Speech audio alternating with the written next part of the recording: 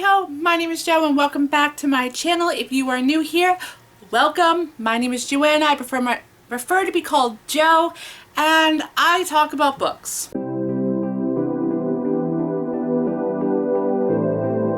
As you can see by the title, I am doing the mid-year freakout tag. I figured that this would be a good tag to do because we are closing in on the end of the year, well, the mid of the year, and yeah, here we are. So there's 14 questions. We're gonna go ahead and jump right in and go from there. So question 1, best book that you've read so far in 2019. Yeah, I have to go with this one. I've talked about this book a couple of times and I'm gonna have to go with it. Anna Dressed in Blood by Kendra Blake. This is by far one of the best books I've read so far this year, even though when was this published? Even though it was published in 2011, I just recently read this and I absolutely fell in love with it. It was so awesome. Right, question 2. Best sequel you've read so far in 2018. I honestly don't think I've read any sequels this year. So I didn't actually read any sequels so far this year, but I do know I was reading a sequel at the start of the year. So I guess I can count that. And that was The Crimson Crown by Cinda Williams Chima. I actually really did enjoy this. I think this was the best book out of the Seven Realms series that she has. And I cannot wait to reread this whole entire series. It was amazing. Okay, so next question. New release you haven't read yet but want to.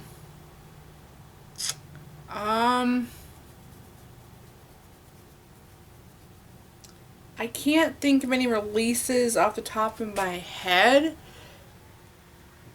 because pretty much the 2 releases that I was excited for this year I've already read.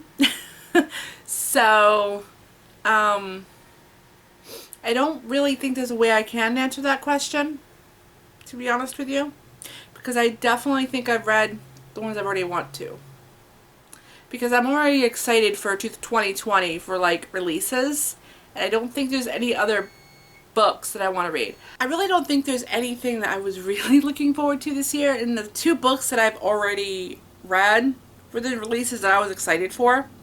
So there's really nothing I can really say that's coming out later on this year that I've found that I'm going to be interested in. Most anticipated release for the second half of the year. And again, there's really no other releases that I'm excited for this year. I haven't really actually honestly looked, but I haven't come across anything that I'm really excited for yet. Number 5, biggest disappointment. Oh, biggest disappointment. Oh my gosh, you guys, I am now actually that I really think about this. Oh my gosh, yes, I have a huge disappointment. Something that a friend of mine had recommended to me, and you know, she raved about it. She said it was really, really good, and I gotta be honest, I hated it. I absolutely hated it. I don't not even want to go read the sequel, and that is Teardrop by Lauren Kate. I love Lauren Kate, but this book, I don't know. I did not like it at all. It was just all about her just whining. She lost her mom, blah blah blah, poor me, I can't cry, blah blah blah, and pity pity pity pity me, pity party pity party. That's basically how I felt about this. And yeah, biggest disappointment of that I've read so far this year. Biggest surprise. Biggest surprise. I'm going to have to go with this one. And that is Children of Blood and Bone by that author. I gotta learn how to say her name because this is my biggest surprise. I didn't think I was actually going to like this. because by the time I got to like, you know, like the middle of it, you know, it started to show like, you know, the whole love part of why a young adult fiction that, you know, everybody seems to love, and I got really upset about it because I am so sick of young adult romances and things like that. But surprisingly, I actually really enjoyed this. As I kept reading it, as I told myself I needed to read this, I was actually surprised on how it went and how it ended. I really liked, I called her Zelly, but I know that's not how you pronounce it. But I really liked her in here. I thought she grew very much as a character. And just the way the characters and stuff are written in this was just absolutely amazing. Very, very strong characters. And I was really surprised that this is a debut book and how strong the characters are. It was incredible. If you guys really like, you know, YA fantasy and things like that, I would highly recommend this. I absolutely fell in love with this series, and I cannot wait for the next book. I am so freaking excited to see where this where this story goes. Like, this is like my #1 favorite, I think, of the year, to be completely honest with you. So far, this is my #1 favorite. Besides Anna Who Dressed in Blood, but new release, no. Okay, so Anna Dressed in Blood was my favorite, but for a new debut author, this is my new favorite book of the year. Hands down. Next question is newest fictional crush. I think I'm going to have to go with Ian, or Ian, however you want to say his name, in Children, Blood and Bone. I absolutely fell in love with him. Yeah. Next to my husband, I fell in love with him. I know he's a fictional character, but yeah, oh my gosh. Fell in love completely. He stole my heart. He really did. Or was it a she? I can't remember. I think I have to go back and reread this, to be honest with you. Newest favorite character. I'm going to go with the book I am currently reading. Mare. That was her name. Mare Burrow. One of my new favorite characters. I am only about 70 pages in on this, and I've actually really been enjoying this. I thought I wasn't going to, but I've actually been really liking it. And yeah, so Mare Burrow, however you want to say her name, is my new favorite character. Number 10, book that made you cry. So this one was actually surprising for me, and that was Out of the Dust by Karen Heist. I totally forgot in this book about how her mother died and things like that. And it's shocking, more or less. Like, if you guys haven't read this, I think you should. It's a great historical fiction on the Great Depression and things like that. That's basically what it's set. And if you guys haven't read this, I really recommend you should. It's a really quick read because it's in verse form and things like that. You follow Billy Joe? Yeah, Billy Joe and her father and her mom and her baby brother.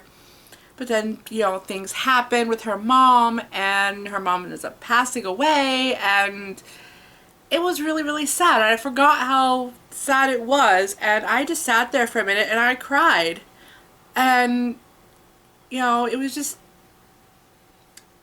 it hurt. I don't understand why, but it really did hurt. And, you know, wow. I literally, I sat on the couch, like I was reading it, and when it happened, I sat on the couch and I cried. Like, full on just bawled. It was probably like, you know, the whole ugly crying and everything, because I'm not one of those ones that cry pretty. I cry ugly. I ugly cry. So I was literally sitting on my couch, ugly crying when I read it. So, yeah, I don't think it was very pretty at all. A book that made you happy, number 11. Book that made me happy. I'm trying to think of all the books that I've read this year. Oh, I don't know. If I can figure out how to do the picture, I will post a picture right here. It was A Curse So Dark and Lonely by Bridget Kramer, how you want to say her name, I don't know. Yeah, she that book made me extremely happy because it's a retelling of Beauty and the Beast, and I'm a sucker for retellings of Beauty and the Beast. And just that whole story was just, oh, it warmed my heart and it made me so happy. It brought back some nostalgia and everything like that. And oh my gosh, it was absolutely amazing. The reason I don't have it right now though is because I have a friend of mine who is borrowing it and she's currently reading it. So hopefully I get that back by the end of the year. I hope. Number 12. Most beautiful book you've bought so far this year or received. It's a beautiful book and it's a classic book. Pride and Prejudice by Jane Austen. I just love this like old-fashioned design, and you know, it makes it look like an old classic book, you know, because it is a classic book. Duh. Obviously, Joanna. But, you know, it's just the way that this is designed. It's got the deckled edges. This book is just so pretty to me. I don't know why, but it is. I guess I'm a weirdo. Number 13. What books do you need to read by the end of the year? What books don't I need to read by the end of the year? That might be a shorter list, to be quite honest with you. But I'll think of 3. I can think of my top 3 books I need to read by the end of the year. So I'm probably going to get shunned for this. I'm probably going to get yelled at, or you guys are going to be like, what? You haven't read that yet? But I have 3 books that I want to read by the end of the year. And we'll see how we do. So here we go. I am going to completely and 100% hang my head in shame when I hold this next book. Because I'm ashamed that I have not read this yet. Yeah. The Maze Runner by James Dasher. Yeah. I have seen the movies. I have gotten through half of this and then I DNF'd it. So yeah, I'm going to read this book by the end of the year. It's going to happen. Whether I like it or not, it's gonna happen. The next one, I have heard so many good things about this book. I hear it's a retelling of Beauty and the Beast. I'm not exactly sure. But that is A Court of Thorn and Roses by Sarah J. Maas. No, I have not read this. This was a Christmas gift that I got from my husband last year. And I actually want to get through this. He's actually already started to read it. I have not. So I wanted to go ahead and read it this year. I'm actually really excited. I can't wait. I have actually read a lot of good things about this, heard a lot of good things about it, and yeah, here we are. I want to read it. And the last one that I really want to read is The Husband's Secret by Liane Mortoity. I know I'm saying that name wrong. I started reading this, but then I ended up DNFing it because it was not something I was into at the time. But yeah, this will be read by the end of the year. That's a promise. The last question is favorite book community member. So I'm going to go with BookTube. I have at least 3 favorites. One of them, I have a few of them that I like to watch. One of them is Library of Elizabeth. She's actually a really small YouTube booktuber like I am. She has like 55 subscribers, so she's kind of small still like I am. But she is just absolutely awesome. She has such a cute and bubbly personality and whatnot. If you guys want to go check her out, I will leave a link to her right down below. My other favorite one has been Haley in Bookland. I'll leave her linked down below. My third favorite would have to be Emma Books. Leave her link down below if you guys haven't checked her out. That is the mid-year freakout tag. Feel like this took forever. So thank you so much for watching this video, guys. I gotta go shove something in my face before I head off to work because I'm starving. And if you guys haven't done so already, go ahead and hit that subscribe button wherever it may be now. Last I knew it was there, then it was there, then it was here. I don't know where it went. Don't forget to check out all my links below. Check out my Goodreads. That way you can keep track of my reading because I update that about daily. And also my Instagram will be down below as well. I use my Instagram for personal and booktube, so it's combined into one, so you guys can get a update on my life a lot of the time and things like that. I post almost daily on Instagram. So yeah, check that all out below. Hit that subscribe button because I come back every Wednesday and I have a bubbly and weird quirky personality and I always try to let it shine through. So if you guys want to hear this quirky personality talk about books, definitely hit subscribe and I will see you guys next time.